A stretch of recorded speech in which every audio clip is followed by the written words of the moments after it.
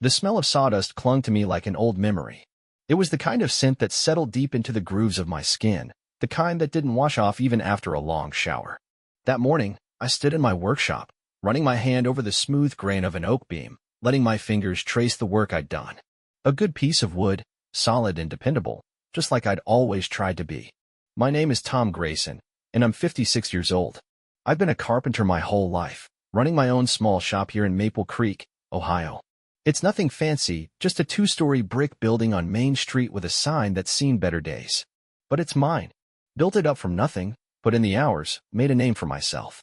People around here know me for my work, kitchen cabinets, furniture, custom pieces. If you want something that lasts, you come to me. That's how it's always been. I never thought much about life outside of work and family. Never needed to. I had a wife, kids, and a business. What more could a man ask for? Laura and I had been together since high school, married at 20, raised 3 kids under this roof. It wasn't always easy, but we made it work. At least, I thought we did. That morning, I came inside after finishing up an order, wiping my hands on my jeans. The kitchen smelled like coffee, but the pot was half empty, and Laura was nowhere to be seen. The house felt still in a way I couldn't quite put my finger on. I found her in the living room, sitting on the couch, scrolling through her phone with that blank look she'd worn a lot lately. She didn't look up. "You didn't make a fresh pot?" I asked, setting my mug in the sink. She exhaled through her nose, just a little, just enough. "Didn't think you'd be in yet." "Been working since 6, I said. "Figured you knew that." She nodded, but still didn't look at me. Something sat between us, thick and unsaid, like a draft slipping through a cracked window. It had been there for months. Hell, maybe years. "Heading out?" I asked when I noticed the purse at her feet. "Lunch with a friend." "Who?" Her fingers hesitated on the phone screen, barely a pause, but I caught it. "You wouldn't know them," she said, brushing her hair back, gathering it up in that half-hearted way she did when she wasn't really thinking about it. I knew my wife. I knew every damn thing about her. And I knew when she was lying. But I let it go. For now. She left without another word, and I stood there, staring at the spot she'd just been, a cold feeling settling deep in my chest. The kind of feeling a man gets when he knows something's wrong but doesn't want to admit it yet. I went back to the shop, worked through the rest of the day, lost myself in the rhythm of it. Measure twice, cut once. Wood didn't lie to you. It was honest, predictable.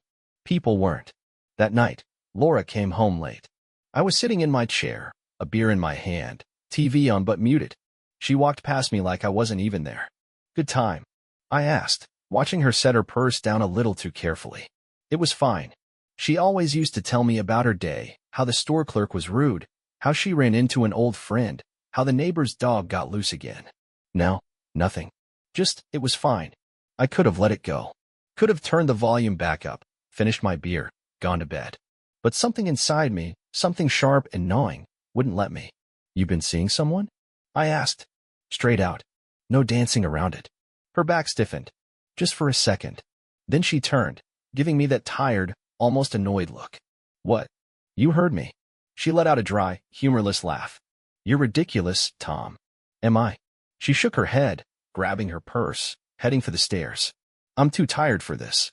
I sat there, watching her go, my grip tightening around the bottle. Maybe I was being ridiculous, but I didn't think so. The next few days passed the same way, Laura coming and going, quiet, distant, always on her phone. I wasn't the kind of man who jumped to conclusions, but I wasn't a fool either. I'd seen enough in my years to know when something wasn't right. A man doesn't just wake up one morning and find his wife a stranger. It happens over time, little things piling up until one day, you realize she's been gone a lot longer than you thought. "Going out again tonight?" I asked, keeping my tone easy. She hesitated, just for a fraction of a second. "Yeah, just dinner." "With that friend I don't know?" She looked at me then, real quick, before pulling open the fridge. "Tom, what is this?" "Just a question," I said. She let out a breath, like I was exhausting her. "We've been over this." "You're being paranoid." I nodded, taking another sip. "Maybe." I didn't bring it up again. Instead, I watched, listened, paid attention, and I waited. Saturday rolled around, and Laura left around 6, dressed nicer than she had in months, smelling like perfume I hadn't smelled on her in years. I let her go. Then, 10 minutes later, I grabbed my keys and followed. I wasn't sneaky about it. Didn't need to be. She didn't expect it. She thought I was too damn busy sanding down cabinets and putting in 12-hour days to notice. I parked a block away from the Copper Elm, an upscale restaurant on the nicer side of town. Not the kind of place she'd go with a friend. I stayed in my truck, watching as she walked inside, her phone in her hand. 5 minutes later, a man walked in after her. I knew him before I even saw his face. Knew him from the way she used to talk about him. The name that had slipped into conversation more times than it should have over the years. Nathan Sawyer. High school sweetheart. The one that got away. I sat there, gripping the steering wheel so tight my knuckles went white. My chest felt tight, but my head was clear. Too clear. I could have left. Could have driven home, sat in my shop, let the anger settle into something manageable. But I didn't. Instead, I got out of the truck, walked up to the restaurant, and stepped inside. The place was dimly lit. All dark wood and low chatter, the kind of spot where people came to celebrate anniversaries or seal business deals. The hostess looked me up and down.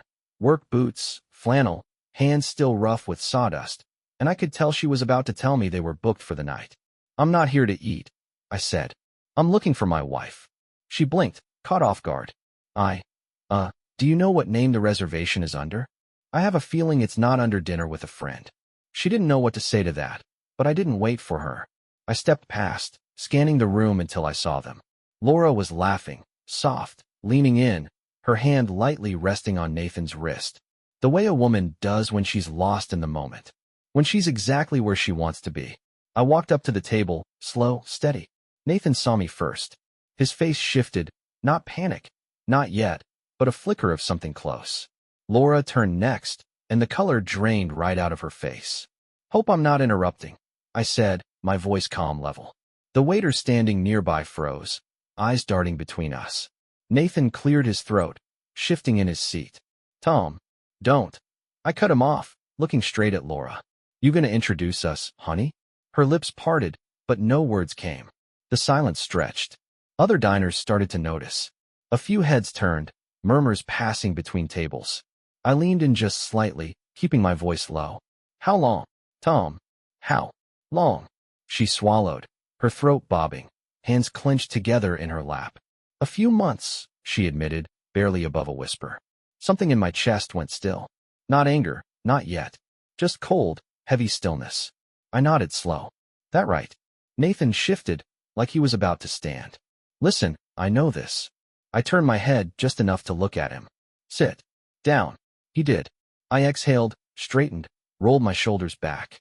My hands weren't shaking. My voice wasn't raised. I'd spent my whole life handling things like a man, and I wasn't about to stop now. I looked at Laura one last time. "Hope it was worth it," I said, then turned and walked out. I didn't need to see the rest. I'd already seen enough. I drove home with the window down, the night air cutting through the heat in my chest. The roads were mostly empty, the streetlights flickering past in steady intervals. My hands were steady on the wheel, but my jaw ached from how tight I was clenching it. I should have been angrier. Should have felt the kind of rage that makes a man punch walls, throw things, scream. But I didn't. I just felt hollow, like something had been scooped out of me and left behind a shell that still knew how to function, still knew how to drive a truck, take the turns, hit the signals, but wasn't really there. I pulled into the driveway, the house dark except for the porch light. The place I built with my own hands, where we raised 3 kids, where I thought we'd grow old together. I sat in the truck for a long time before finally getting out. Inside, I went straight to the fridge, pulled out a beer, twisted off the cap, and took a long drink. The cold bit at my throat, but it didn't do a damn thing to wash away the taste of the night. I could still see her sitting there across from him, leaning in, smiling. She hadn't looked at me like that in years. I stared at the bottle in my hand, then set it down on the counter. A man's got choices when something like this happens. Some let it break them. Some let it turn them into something ugly. I wasn't going to be either of those men. I grabbed my phone and made a call. "Tom." The voice on the other end was rough with sleep. "Sorry to wake you, Gary. Need a favor." My brother exhaled heavily. "Christ, it's midnight." "This about Laura?" "Yeah," I said. A pause. "What do you need?" Gary asked. I sighed. "Got a guest room?" "You even gotta ask?" I nodded, even though he couldn't see me. "I'll be there in 20. Gary lived on the other side of town, a small one-story place with an overgrown backyard. He answered the door in sweatpants and an old t-shirt, scratching his head like he was still waking up. "You look like hell," he said. "Feel worse?" I said. He stepped aside. "Let me in." The house smelled like coffee, even this late. "You sure about this?" he asked as I set my duffel down. "Yeah," I said. "Laura no?" Gary asked. "Not yet." He let out a low whistle, rubbing his face. "Jesus, Tom." I sighed, sitting down at the kitchen table. "She's been seeing someone. Nathan Sawyer." Gary's eyebrows shot up. "That prick? You serious?" "Dead serious. Caught them at the Copper Elm tonight." "Son of a—" He shook his head, pulling out a chair and sitting across from me. "What are you gonna do?" I let out a slow breath. "Divorce." He studied me for a long moment, then nodded. "Good. That was the thing about my brother. He wasn't the type to give long-winded advice or tell a man how to feel. He just sat with me, poured 2 cups of coffee, and let the silence settle. After a while, he finally spoke. "You tell the kids yet?" "Not yet. Gonna do it tomorrow." I replied. "Tom, they're gonna take it hard." "I know," I said. Another long pause. Then Gary leaned back in his chair, scratching his chin. "You gonna make it hurt?" I looked up at him. "Not just the divorce," he clarified. "The whole damn thing." I let the question sit there for a second. Then I nodded. "Yeah, I am." "Good," he said, standing up and grabbing his keys. "Let's go." I frowned. "Where?" "Back to your place. You're getting your stuff, and you're leaving a goddamn message." I followed him out to the truck, the weight in my chest shifting. I wasn't the kind of man who aired his business out in public. But Laura made her choices, and I was about to make mine. We pulled up to the house just past 1 in the morning. The place was dark, quiet, same as I'd left it. I killed the engine and sat there for a second, listening to the faint ticking of the cooling truck. "You sure about this?" Gary asked, watching me from the passenger seat. "Yeah," I said. He nodded, then popped his door open. "All right then." We walked up the driveway, boots crunching against the gravel. I unlocked the front door and pushed it open, the familiar smell of home hitting me like a gut punch. The scent of sawdust, coffee, Laura's vanilla-scented candles, our whole life wrapped up in 4 walls. I flipped the light on, the warm glow flooding the living room. Everything was exactly as it had been this morning. Her purse still sitting by the couch, a folded blanket draped over the armrest. Like nothing had changed. But everything had. "Where do you want to start?" Gary asked, rubbing his hands together. I walked straight into the bedroom. The bed was neatly made, her sides still covered with the soft throw blanket she always used. I stared at it for a long second before heading to the closet. I pulled out a suitcase and started loading it. Clothes, boots, a couple of flannel shirts. I wasn't packing everything, just what I needed for now. Enough to make a statement. "Not gonna lie," Gary said, leaning against the doorframe. "Kinda expected more dramatics." I zipped up the suitcase, pulled out my old toolbox from under the bed, and set it on top. "Oh, we ain't done yet." His grin widened. "Now we're talking." I walked over to my nightstand, pulled open the drawer, and grabbed a notepad and pen. My hands didn't shake. I didn't hesitate. I just started writing. "Laura, you made your choices. I'm making mine. You can have the house, the furniture, the pictures. I don't want any of it. But don't think for a second you're getting to play the victim here. Everyone's gonna know exactly why this marriage ended. Hope it was worth it. Tom." I set the note right in the middle of her pillow, then stepped back, giving it one last look. Gary let out a low whistle. "Damn. Cold." "Not cold. Just honest." He nodded, then glanced toward the bed. "You sure you don't wanna?" "I don't know. Leave a little extra surprise? Maybe a nice big picture frame with Nathan and Laura carved into it." I snorted. Tempting. We headed downstairs, me carrying my bag, Gary grabbing my old work boots from the mudroom. As we passed the kitchen, something caught my eye, the wedding picture hanging by the dining table. I stopped, walked over, looked at it real hard. Then I took it down, walked out the front door, and tossed it straight into the trash bin by the curb. Felt lighter already. By the time we got back to Gary's, the exhaustion was setting in, not just in my body but in my bones. Like I'd been carrying something heavy for too long, and now that I'd finally put it down, I wasn't sure how to stand straight. Gary handed me a beer, then sat down across from me in the kitchen. "So what's next?" "Lawyer first thing Monday," I said, rubbing my face. "Gonna talk to the kids tomorrow. They deserve to hear it from me before anyone else." "Good call," he said, taking a swig of his drink. "Think Laura's gonna fight you on the divorce?" I thought about it. Shook my head. "She'll know she doesn't have a leg to stand on." Besides, she's got her distraction. Doubt she'll be eager to drag this out. Yeah, well, let's hope her distraction doesn't run the second it stops being fun. I let out a breath through my nose. Not my problem. Gary leaned back in his chair, watching me. You're taking this real well. I met his eyes. What's the other option? He nodded like he understood, which he did.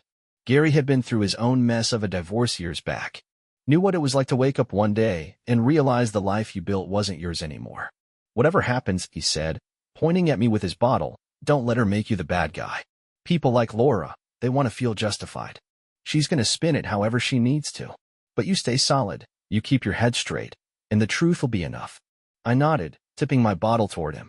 Appreciate it. We drank in silence for a while, the night settling in around us. I knew this was just the beginning. There was still the fallout, the conversations, the explanations.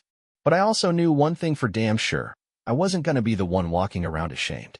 That way, I'd already left it behind. Sunday morning, I sat in my truck outside Grayson's Diner, the kind of place that had been around longer than I had. The big red sign buzzed faintly in the early light, the parking lot half full with old pickups and a couple of Harleys. Inside, I knew the coffee was strong, the eggs a little greasy, and the waitresses had been calling me Han since I was a teenager. I stared through the windshield, hands resting on the wheel, stomach tight in a way that had nothing to do with hunger. The kids were waiting inside. I'd sent the message last night, told them to meet me for breakfast, just the four of us. No spouses, no distractions. I needed them to hear it from me. I took a deep breath, pushed open the door, and stepped inside. The smell of bacon and coffee hit me first, followed by the low hum of conversation. The place was almost full, the usual Sunday crowd taking their time. Then I saw them, Ethan, Lily, and Connor, sitting in a booth near the back. Ethan, my oldest, was leaning back with his arms crossed, brows furrowed like he already knew something was wrong. Lily, my middle one, was stirring her coffee too fast, biting her lip. And Connor, my youngest, was hunched over, scrolling through his phone like he didn't want to be there. I walked up, slid into the seat across from them. The vinyl creaked under my weight. Lily was the first to speak. Dad, what's going on? I looked at them, really looked at them. My kids. Grown now, but still mine. Ethan, built solid like me, except cleaner, sharper, a man who spent his days in an office instead of a workshop. Lily, with Laura's sharp features but my no bullshit attitude. And Connor, youngest by a mile, still figuring himself out, still half a kid in a man's body. I folded my hands on the table. Your mother and I are getting a divorce. Silence. Lily's spoon clinked against her cup. Connor stopped scrolling. Ethan exhaled, slow and measured, like he'd been expecting it. What happened? Lily asked, voice quiet. I met her eyes. She's been seeing someone else. Connor frowned. Wait, what? Ethan just nodded, jaw tight. He was always the one who read between the lines first. Who? I hesitated. Then I figured there was no point sugarcoating it. Nathan Sawyer. Lily inhaled sharply, shaking her head. Are you kidding me? Connor looked between us, confused. Who's Nathan Sawyer? Mom's high school boyfriend, Ethan answered flatly. The one she always brought up in that what could have been kind of way, Lily added bitterly. Connor frowned. Jesus. The waitress, Marge, showed up then, her pad ready. She looked at me, taking in the tension, and gave a small nod like she understood. Coffee? She asked. I nodded. Yeah, and whatever they want. The kids muttered their orders, but the energy had shifted now. The kind of shift where something settled in for good. When Marge left, Ethan leaned forward. So, what happens now? I moved forward, I said simply. Lily shook her head. God, Dad, I'm so sorry. Don't be, I said. I'm not. They looked at me then, like they weren't sure what to do with that. I'm not going to sit around and let it eat me up, I told them. Not going to be bitter. Not going to drag this through the mud. I just want you three to hear it from me first. No rumors. No guessing. Ethan nodded slowly. She know you're telling us? Not yet, I admitted. Lily sighed. She's gonna be pissed. Probably. Connor leaned back, running a hand through his hair. Damn. I never thought she'd do something like that. Ethan scoffed. You're surprised. Yeah, actually, Connor shot back. She's not that kind of person. I let out a slow breath. I don't think she planned to be. That's the truth of it. Some people set out to cheat, to betray. Others just let themselves drift, one excuse at a time, until they wake up one day in a place they swore they'd never be. But that didn't make it better. Didn't make it easier. And sure as hell didn't make it my problem anymore. Marge came back with the coffee, refilled my cup first. "You all right, Tom?" she asked, voice low. I met her eyes, and I saw it there, the understanding. The knowing. She'd heard the gossip. "I'm good, Marge." She gave a small nod, patted my arm, and walked off. Lily was watching me now, expression softer. "You really gonna be okay?" I sipped my coffee. Let the bitterness settle. "Yeah," I said. "I think I am." The kids took it about as well as I expected. No yelling, no crying, just that stiff kind of silence where you know they're processing it in their own way. Ethan, being the oldest, kept his mouth shut and his thoughts to himself. Lily looked like she wanted to say something but couldn't find the words. Connor kept shaking his head like he still didn't believe it. After breakfast, we stepped out into the parking lot, the morning air crisp with the smell of coffee and fried bacon lingering from inside. The diner had started to fill up with the Sunday church crowd, people giving polite nods as they passed. Ethan was the first to break the silence. "So what now? You moving out?" "Already did," I said, leaning against my truck. Lily frowned. "What do you mean?" "When?" "Last night. Got my stuff. Left a note." Ethan let out a short breath, a mix between a scoff and a laugh. "Jesus, Dad." Connor's hands were shoved in his pockets. "Did she say anything?" "Not yet." I checked my phone. Nothing. No calls. No messages. That didn't surprise me. Lily crossed her arms. "I can't believe she'd do this." I looked at her, at the anger twisting her face, and something in me softened. "Don't turn her into a villain," I said. "She made her choices, and now she's got to live with them. But she's still your mother." Lily set her jaw, but didn't argue. Connor kicked at a loose rock on the pavement. "You think she's going to try and fix things?" No, the answer was simple, easy. I didn't even have to think about it. And that was the truth of it. Laura had made her bed, and I sure as hell wasn't gonna lie in it with her. Ethan exhaled, rubbing his jaw. "You need anything?" I shook my head. "Got a place to stay. Already making arrangements with a lawyer. Just wanted you three to hear it from me before it gets around." Connor let out a bitter laugh. "Oh, it's gonna get around. No doubt. Small town like Maple Creek, people love to talk." And the second word got out that Tom Grayson's wife had been running around with her high school sweetheart. The whole damn place would be buzzing. Ethan clapped a hand on my shoulder. "All right. Keep us updated." "I will." Lily hesitated, then stepped forward and wrapped her arms around me, tight. "I love you, Dad." I patted her back. "Love you too, kid." She let go, blinking fast like she was trying to keep her emotions in check. Connor sighed, running a hand through his hair. "This sucks." "Yeah," I said. "It does." They got in their cars, one by one, pulling out of the lot. I watched them go, standing there with my hands on my hips, exhaling slowly. Then I climbed into my truck, started the engine, and drove back to Gary's. By the time I got back, Gary was sitting on the porch with a beer in his hand, feet propped up on the railing. "How'd it go?" he asked as I walked up. "About like I expected," I said, grabbing a seat next to him. He handed me a beer without asking, and I took a long pull, letting the cold settle in my throat. "You hear from her yet?" he asked. I checked my phone again. Still nothing. "Nope." Gary chuckled. "Damn. Guess she ain't got much to say." "Guess not." We sat there for a while, just drinking, watching the breeze rustle through the trees. Eventually, Gary broke the silence. "You thinking about how to handle this, or just letting things play out?" I took another sip, rolling the bottle between my hands. "Oh, I got a plan." His grin widened. "Yeah." I nodded. "She wants to start over?" "Fine. But she doesn't get to walk away clean. I'm making sure everyone knows exactly why this marriage ended." Gary let out a low whistle.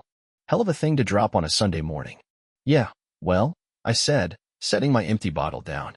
"I figure it's time to even the score."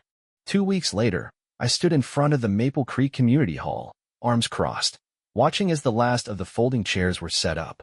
The Harvest Festival was in full swing, kids running around with sticky fingers, old-timers sitting on benches swapping the same stories they'd told for years. The smell of barbecue and kettle corn filled the air, and somewhere down the street, a bluegrass band was warming up. The festival was a town staple, one of those things people mark their calendars for. And tonight, it was going to be the place where I finished what Laura started. Gary walked up beside me, chewing on a toothpick.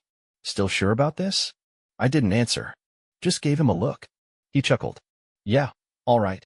I had one rule going into this. No yelling, no tantrums, no making a damn fool of myself. Just facts. Just truth. I wasn't some drunk fool throwing a fit in a bar. I was a man settling accounts. Laura and Nathan were already here. She'd put on a good front, smiling at the right people, laughing at the right jokes, acting like her life hadn't just gone up in flames. Nathan, though, he looked nervous. Kept checking his phone, shifting from foot to foot. He knew. Word had spread. That's how small towns worked. But tonight? Tonight was about making sure there was no room left for doubt. At exactly 7 o'clock, I stepped onto the small festival stage, grabbed the mic, and let my voice carry over the crowd. Evening, folks. Heads turned. Conversation slowed. People listened. I won't keep you long, I continued. Just got a little announcement to make. I saw Laura then, standing near the back, her face frozen. Nathan shifted beside her, like he was debating making a run for it. You all know me, I went on. Been in this town my whole life. Build a business here. Build a family. And up until a few weeks ago, I thought I had a marriage too. The air went dead still. People weren't just listening now. They were waiting. Well, I said, letting my eyes sweep the crowd, turns out, I was wrong. A murmur ran through the crowd. She made her choice, I said. And I'm making mine. I won't be the guy walking around here with people whispering behind my back, wondering what happened. So I'll tell you. Plain and simple. I let the silence stretch just long enough before I dropped it. Laura cheated on me with Nathan Sawyer. Gasps. Sharp inhales. Some people's heads snapped right to Laura. Others looked at Nathan, whose face had gone the color of spoiled milk. I could see Laura's lips move, maybe a denial, maybe a plea, but there wasn't a damn thing she could say that would put the truth back in its box. She threw away 30 years for some high school what if, I said, my voice steady. And I just wanted to make sure y'all knew exactly why this marriage ended.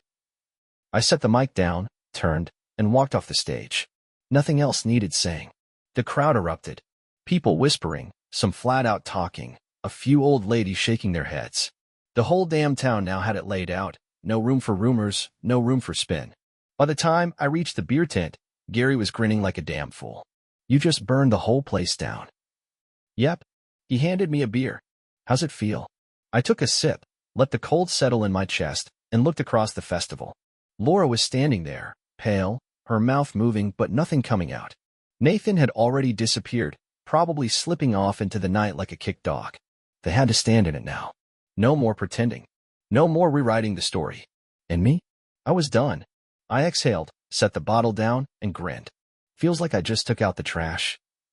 If you enjoyed the story, please like and subscribe to the channel.